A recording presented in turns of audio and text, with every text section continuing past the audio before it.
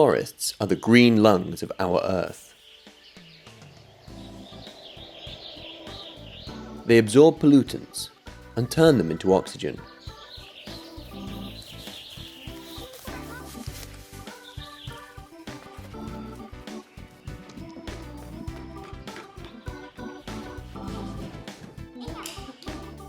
Did you know that hardwood flooring influences a room climate as well? Wooden floors continuously extract moisture from humid air, store it, and slowly release it again when the air is dry. Wood flooring cannot regulate room climate alone, but it plays an important role, at least if a fidbox has been installed in the hardwood flooring.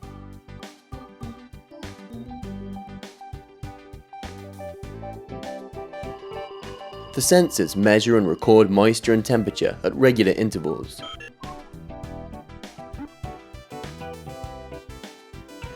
An app can be used to view collected data.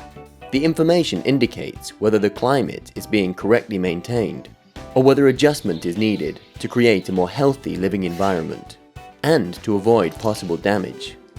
This protects everyone from unnecessary problems. It can also help to conserve energy by ensuring rooms are not excessively heated or cooled.